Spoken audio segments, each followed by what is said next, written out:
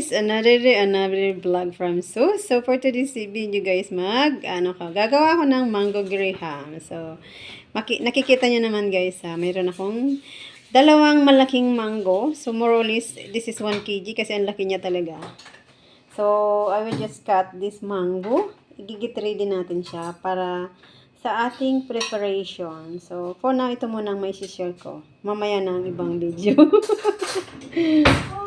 So, ayan guys, nakat na natin ang ating mango. And ngayon naman, i-squeeze na natin siya sa aking glass. So, gumamit lang ako ng isang very fine na glass guys, para i-squeeze ang para mas mabilis siya na maalis sa balat.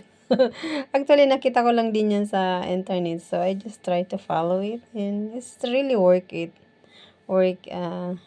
naman na gayahin kasi mas mabilis yung trabaho natin. So, the next step natin gagawin dyan guys is so ganun lang ikakat natin of course. So ayan, tinatapos ko lang siya guys na ma-squeeze yung lahat ng mango sa ating ayan, gagawin natin yan sa mamaya. Ay mali guys, we'll just cut the mango. O diba, ang ganda ng ng mango.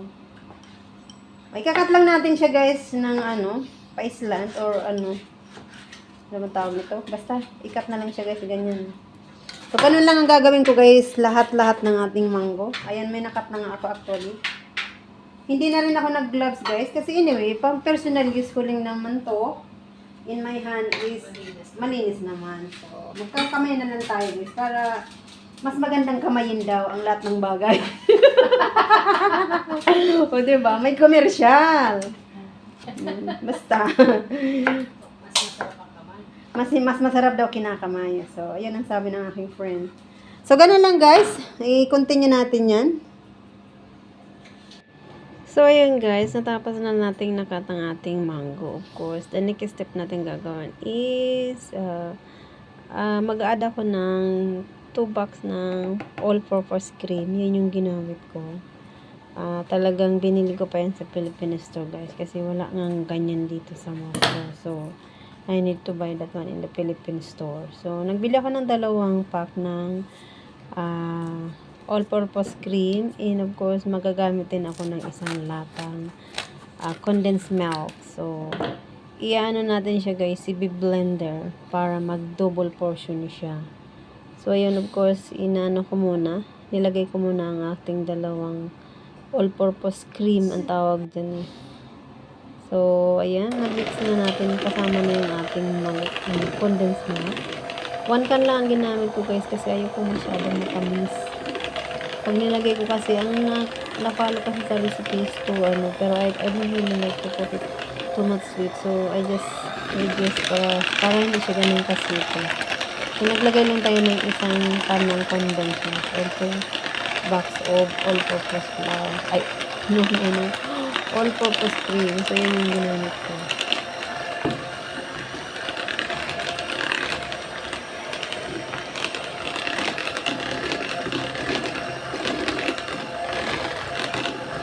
Wait lang natin siya guys para mag-double portion. Ito nyo din naman. Talaga mag-double. Bigla siyang lulubo. Parang may nilagay ka. Basta ganun talaga siya pag big-blender mo siya. Mag-double portion siya. So, kaya naman talaga ang purpose. Yun naman ang kailangan talaga natin. Double na. Para maging floppy siya. Do you think 1 can is enough? It's really good. 1 can is enough? Doing different. Yung creamy? I feel good. When I'm doing this. Yung 1 can pwede na yun? Iubos natin. Kasi 2 yan just continue guys. Guys, na-expand ng ating cream. Ayan na siya guys. Kung nakikita nyo naman, mapupuno na ang ating. Ayan, I think it's ready na siya guys. O, diba? Yan na yan ang pinaka-cream natin ilalagay sa ating mango graham. Actually, first time ko itong gumawa guys, na ganito talaga ang procedure.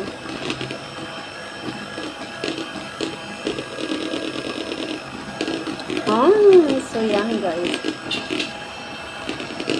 So this is it. So magle-layer na tayo guys ng mango sa ating ito na yung mango guys na tigano ko kanina, o diba? In fairness, this looks so version 1. This is my version ni Sus vlog. So So, wag kayong magreklamo dyan if I'm using my hand, my hand. Anyway, this is my personal purposes only. Commercial muna tayo, guys. We are just making commercial. So, ganun lang, guys. Ihilira lang natin ang ating mango dyan. And, after ng another layer, lalagyan natin ng biscuit again. Of course, yung graham. So, ganun lang, guys, ang ating procedure na gagawin. Little by little. Uma-accept ka, Inday. Yes, that's right. So, ayan lang, guys. Oy, sorry. So, if somebody maybe will questioning about why I use my hand. Well, anyway, we are the one who eat it, not for business. So, that's why I use it my hand. At saka wala kasi ako yung white gloves, sis. Ang nandyan yung itim, panglinis yun eh. Ayaw ko naman gamitin yun sa pagluto ko. Oh my gosh. In fairness. So, ayan guys. So, ganun lang guys ang ating procedure na gagawin sa ating mango graham. Of course, lalagyan natin ng another layer ng biscuit. Alright guys, ng ating mango graham. Of course, i-clean up natin yung mga side para naman malinis tingnan. O, diba? And then, sprinkle lang natin ng graham biscuit. Yan. Kasi send ko na lang sa'yo. O, yan. Yan na yung pinaka-design niya.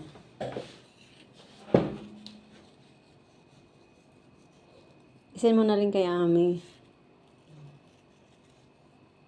Narating mo na.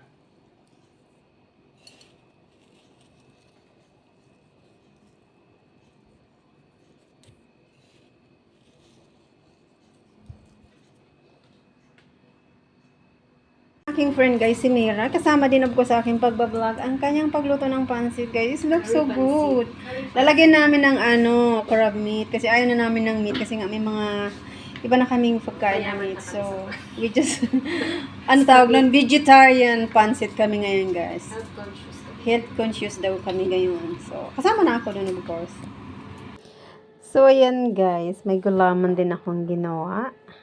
Nag-ano ako ng gelatin. Nagluto ako ng gelatin. And nilagyan natin ng isang kanang pork cocktail. Mas marami siyang gelatin guys. Kasi mas marami talagang nagawa ko. And kaunti lang yung pork cocktail guys. Kasi 1 can lang yung nilagay ko. Kasi nagamit ko na yung iba from the other way.